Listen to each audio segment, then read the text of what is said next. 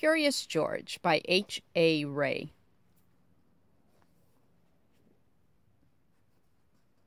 Would you like to walk on the wires like that? Curious George.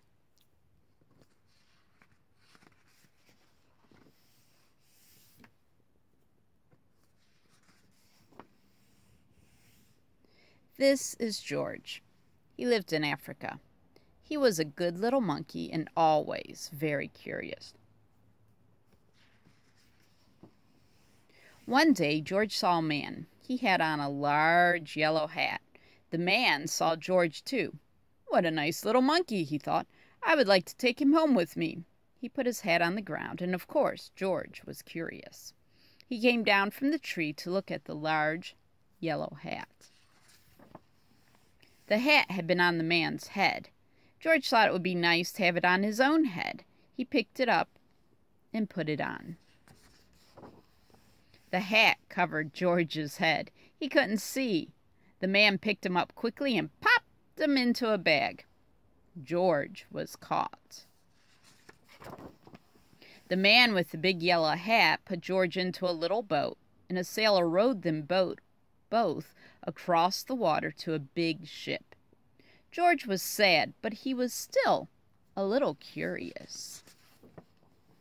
On the big ship, things began to happen. The man took off the bag, and George sat on a little stool, and the man said, "George, I'm going to take you to a big zoo in a big city, and you will like it there. Now run along and play, but don't get into trouble." George promised to be good, but it is easy for little monkeys to forget. On the deck, he found some seagulls. He wondered how they could fly. He was very curious. Finally, he had to try. It looked easy, but... oh, what happened? First this, and then this.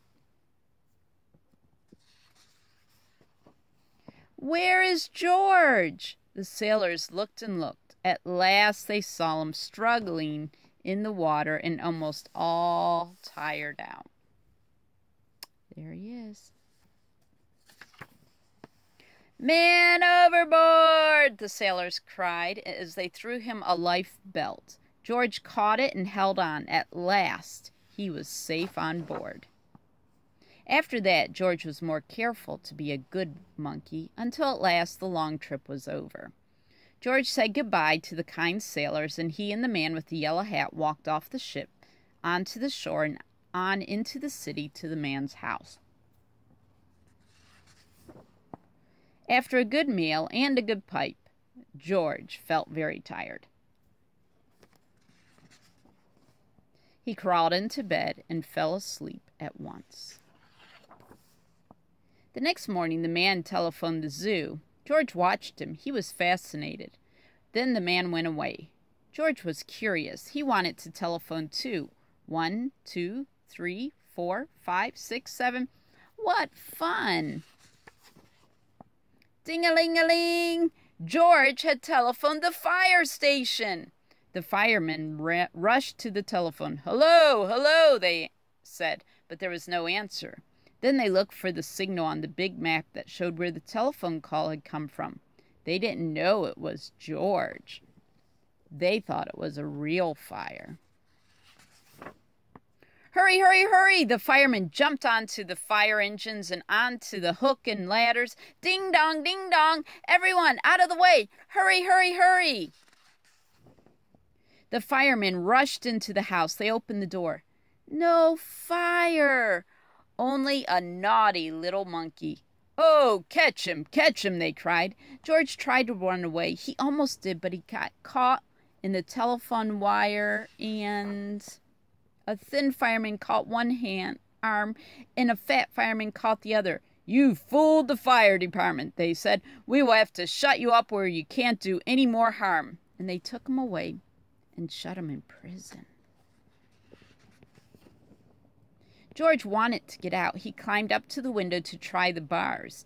Just then the watchman came out. He got on a wooden bed to catch George, but he was too big and heavy, and the bed tipped up and the watchman fell over. And quick as lightning, George ran out through the open door. He hurried through the building and out onto the roof, and then he was lucky to be a monkey.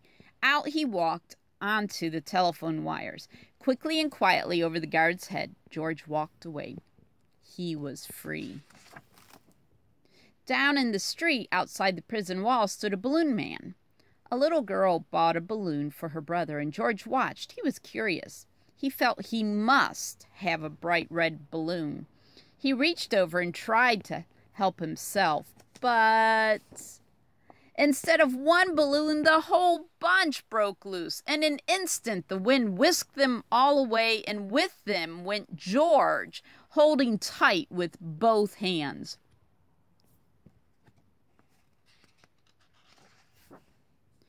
Up, up he sailed, higher and higher. The houses looked like little toys, and the people like dolls.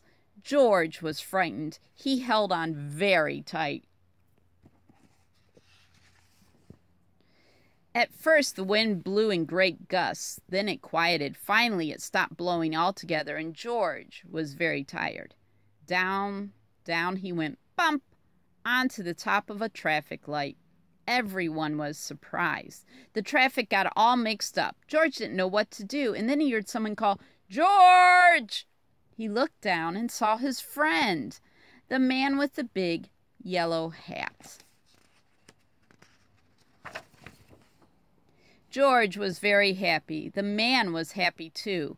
George slid down the post, and the man with the big yellow hat put him under his arm. Then he paid the balloon man for all the balloons, and then George and the man climbed into the car, and at last away they went.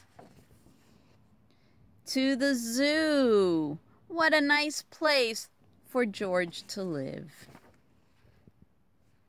The end.